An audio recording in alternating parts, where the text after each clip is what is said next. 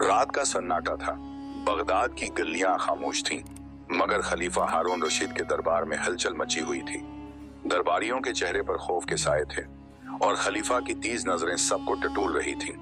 इस रात एक ऐसा मामला सामने आया जिसने सबको हिलाकर रख दिया। एक मछिरा जो अपने मामूल के मुताबिक दरियाए दजला में जाल डाल रहा था, अचानक दरिया में तैरते हुए एक भारी संदूक को देखता है। दिल में तजस्सुस जागता है। वो उसे किनारे पर खींचता है और जैसे ही संदूक खोलता है, इसकी आंखें खौफ से फैल जाती हैं। संदूक के अंदर एक खूबसूरत नौजवान औरत की लाश होती है, जिसके जिस्म पर जख्मों के गहरे निशान हैं। मछिरा दौड़ता हुआ महल पहुंचता है और जब वो लिर्जती आवाज में खलीफा को सारा वाक़या सुनाता है तो दरबार में खामोशी छा जाती है। खलीफा गुस्से से धड़ता है। ये कौन जालिम है जिसने ये जुल्म किया?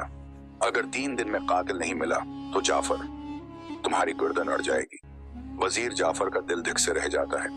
बगदाद के हर कूचे, हर बाजार में तलाश शुरू हो जाती है।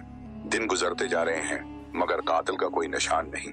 तीसरी रात जब जाफर को अपनी मौत यकीनी लग रही होती है, अचानक महल के दरवाजे पर एक शख्स नमूदार होता है। इसका चेहरा जरद है, आंखों में आंसू और होंठ कांप रहे हैं।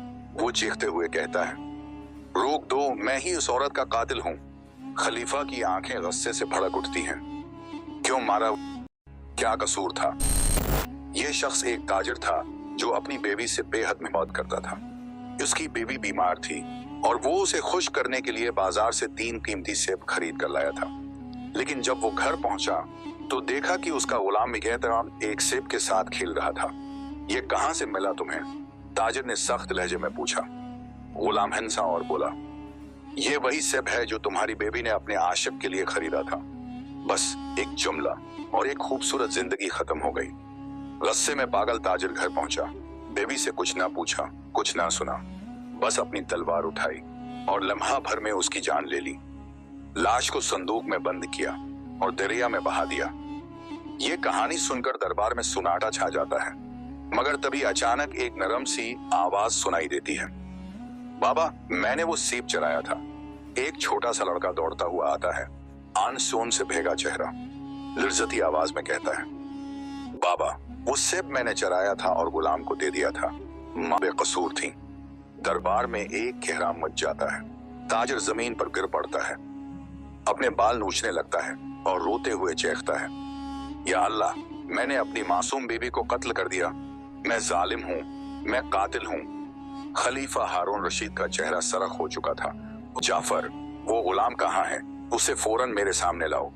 गुलाम को पेश किया जाता है और खलीफा हुक्म देता है कि उस झूठे गुलाम को सजा दी जाए, क्योंकि उसकी एक झूठी बात ने एक नेक औरत की जान ले ली। मगर जब ताजिर से इंतकाम लेने की बात आती है तो खलीफा गहरी सोच में पड़ जाता है। आखिर ये एक गलत फहमी थी जिसकी कीमत एक औरत ने अपनी जान देकर चुकाई।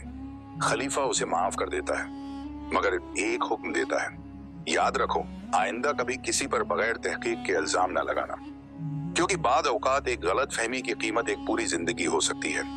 ये कहानी सिखाती है कि जल्दबाजी में फैसला न करें, वरना पछतावा जिंदगी भर साथ रहेगा।